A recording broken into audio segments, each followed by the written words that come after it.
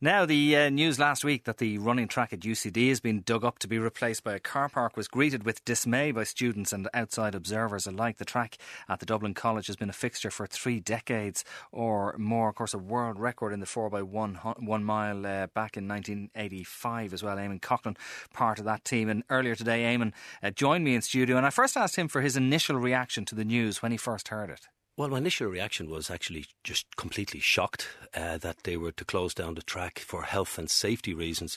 After all, the reason the track was there for health reasons. And I just can't understand the logic behind why they would announce at 11:30 on Monday the 21st of November, and less than, 21 hours later, the diggers would come in early morning in the darkness and spitefully dig up the track and stop people from jogging around it. I have absolutely no understanding as to the reason behind it. From the college authorities' point of view, they might say, look, when it's wet, it's dangerous. It obviously hasn't been maintained that well over the last couple of decades, and that, we do run the risk that people will get injured if we've plenty of wet days here, let's face it. There's no question about that. If it hasn't been maintained in the last 10 or 15 years, there's another question there. Why didn't they maintain it? I'd say it would have cost less to maintain the track than it did to bring the diggers in the early hours of the morning into it. But, Con, I don't accept that. I don't buy that whatsoever. Every single tartan track or Mondo track in the world, even the London Olympic track that has been laid, when it's wet, it can be somewhat dangerous. But it would be dangerous when you're trying to run 349 miles in flats or in your bare feet. Yeah. We're talking about a tartan track in Belfield. OK, it hasn't been maintained in the last number of years, but to me, it certainly wasn't dangerous whatsoever. And I was only over there this afternoon. I had a look at it. I walked around afraid that security were going to come and kick me off to see how dangerous it really was or is. And to me, it's not dangerous whatsoever. And it's a very, very, very bad message that the administration and UCD are sending out, particularly when they didn't give people an opportunity in advance to tell them what they were doing, what their alternative plans are. And I understand the alternative plans are to put a track in another location over near the sports centre in the near future, subject to funding. Well, they haven't got any security of funding right now, so why couldn't they have just waited for a short period of time until they secured the funding and gave all the users of the track, DCU Athletic Club, DSD Athletics Club, the Paralympics people, James Nolan, who's in UCD, and brings all those young Olympians there to train. Why didn't he give them an opportunity, at least to have some say in this and handle it a little bit better rather than the underhanded and sneaky fashion in which they did it? I think it's absolutely a shame, and I really believe the administration of UCD have a lot to answer for. From your own point of view, obviously the track has been there many, many years. You must have some real special memories. Well, the very special memories go back to 1977 when Noel Carroll, Lord of Mercy and poor old Noel, he would have been instrumental in actually getting some Dublin Corporation funding. Public funding went into the construction of that, and it was in my heyday. And in 1977 we had the Callar Coals and Gas meet, which was promoted by the Noah Harriers, and I invited my dear friends John Walker, Lasse Virden, Rod Dixon, Dick Quacks, and many of the great middle distance runners from around the world to compete in Belfield. And John had always a canny knack of beating me where it counted most, in the Olympics, in Dublin, and even in his hometown in Auckland, New Zealand. But John ran 3:52.2 for the mile that night, and we had many thousands and thousands of people competing there on that night. It was very, very, very, very special. And when you think of the fanfare and the adulation that UCD received for putting Ireland's first ever tartan track down, and now you look all these years later and you see the underhanded way in which they have now dug it up, it's a very, very, very sad reflection on UCD. However, I think the greatest iconic moment, which is still a world record, is back in 1986 when the goal mile took place there.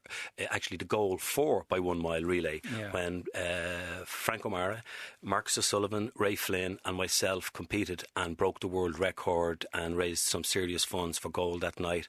It was estimated that there were about 10,000 people there on the occasion, and to me that is perhaps, as I said, the most iconic memory that I would have of running on that great tartan track in Belfield. And that record still stands. That record still stands, and when you consider that numerous Kenyan teams, even last year the American team over in Eugene, Oregon tried to break the record and they failed to even get under 16 minutes. I was the only one on that night who didn't run a sub 4 minute mile. And the reason for that was because I was actually injured. And I said to John O'Shea from goal, John, there's no way I'll let the team down. So he said, Coughlan, to hell with you. He said, I'm going to get John Tracy out there to run instead of you. You can go to hell. So Noel convinced me, Eamonn, if we break the record tonight, you'll have to show up and be part of that team. So I decided, OK, I'll do my best. So on the night, I led off the A team as runner number 1. And lo and behold, who did they put running with me? Only John Tracy. And Noel Carroll knew that if he put John Tracy in the same leg as me, that pride alone would force me not to allow John Tracy beat me. And John pushed me all the way over the finish line, and I ran 4:02, whereas the other lads ran like 3:53, 3:54, 3:55 miles to break the world record. It was a great era, actually, wasn't it, for middle distance running in this country. In your role as a senator now, Eamonn, you spoke out recently about your concern about obesity in young people and you know, the sedentary lifestyle that people are leading these days. And I suppose in some respects, when you look at what's happening with the track across the road in Belfield, maybe that's just another element of this culture that we're talking about, you know, and it's going to be the car now instead of somebody hopping on a bike or getting out and running around the track a couple of times in the evening or whatever it might be. One area I have noticed is the generation change. Con, when we grew up, we played football, we played soccer, Gaelic, we ran around the streets, we did all sorts of physical activities, and we were naturally fit as a result of it. And when you look at the way the modern generation, and this is with total respect to all those kids and the mums and dads who bring them all out to the various sports after school, the health budget is going through the roof. And if you look at the way it's going to be in another 10, 15, 20 years, it's projected to get worse and worse and worse. And the physical activity or the physical fitness level of the youth of Ireland is diminishing somewhat. So I decided to have a look at the whole physical education syllabus in secondary schools and in primary schools, but particularly focus on primary school. And where it's only recommended, I'd like to make it a requirement. And a requirement whereby these children who don't get an opportunity after school to participate in extracurricular sporting activities, they're losing out, and they're the ones who are actually becoming the sick children of Ireland. So I felt the only way we could get them is on the front line. And the front line would be to incorporate into the primary school's physical education curriculum a programme where there will be cardiovascular improvement and monitored in a fun way, whether it's through walking or jogging or skipping or doing the hula hoop, anything just to get the kids, you know, sweating again, and where the kids can approach this in a fun way, where the kids can be monitored and the progress can be increased as they go on, and not to compare one weak child with a stronger child. A stronger child will always be recruited by all the various sports bodies out there, but it's particularly the weaker kids, where they're only going to be measured against themselves and their own improvement, and whereby this can be actually rewarded similarly as you would in maths or in Irish or in history and geography, and you get your grades and you can get your points in secondary school towards your application towards college, that we devise a system whereby this approach to physical fitness can be done. And if we can turn what's potentially going to be a lost generation into a new generation, not in 2 and 3 years' time, but in 5, 10, 15, 20 years, we can bring down the health costs in the country, and we can improve the overall fitness level of the children of Ireland. And this can be done in a very, very... It doesn't take an awful lot of money whatsoever to do this. It takes interdepartmental and interagencies cooperation, because everybody I've met since I joined the Shannon is all singing off the same hymn sheet, but unfortunately all the research and all the reports that have been issued are sitting on shelves collecting dust. I want to try and take action with my fellow senators and with the various departments into really devising a strategy to make Ireland a healthier and a better nation in the next 10 and 15 and 20 years. OK, well, let's hope it is a situation that does improve quickly. Eamonn, thanks a million for coming in this evening. OK, Con, thank you.